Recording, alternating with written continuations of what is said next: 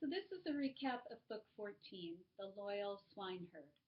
Odysseus visits the swineherd who is called Eumaeus. And one of the things I learned from a colleague of mine is that the prefix EU before a name is actually Greek for good.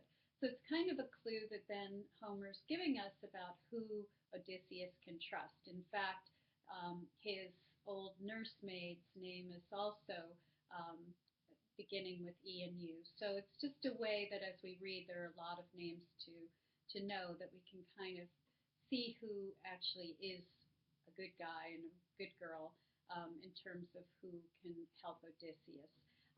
So he's been loyal to Odysseus and to Telemachus. He tells this beggar, who Odysseus is disguised as the beggar, about the suitors, about his former king, who he now believes is dead. And he asks the beggar, "Where are you from?" And instead of telling the swineherd, who I guess he just isn't quite sure that he can trust yet, he devises this whole big story about being from Crete and having been in the Trojan War. And at one point, he actually has to tell a little bit of the tale of Odysseus, too, because he wants probably to brag a little bit, but he weaves it into his own story and talks about having seen what Odysseus did in the Great War. Another thing we learn in Book 14 is a little bit more about Telemachus, because the swineherd speaks very lovingly of Telemachus too. And so in this way, we have a little bit of insight into the young man he's become, and that the swineherd in a way was like a father figure to him. It also says a lot about Telemachus's character, that he was close to the swineherd. He wasn't somebody who didn't treat people lower than himself well. On page 307, he says, Odysseus, oh come back, is sort of what he's longing for, just as I wish, I and Penelope, old Laertes too, Telemachus too, the godlike boy.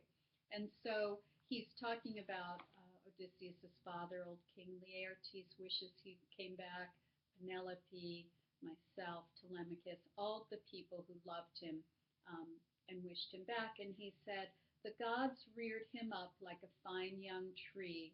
As I often said, in the ranks of men he'll match his father, meaning Telemachus. So Odysseus has a little bit of insight now into the kind of young man his son has become.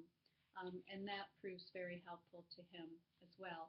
And then he also is very, at the end, warmed to his heart by how the swineherd cares for Odysseus's pigs and all of Odysseus's land.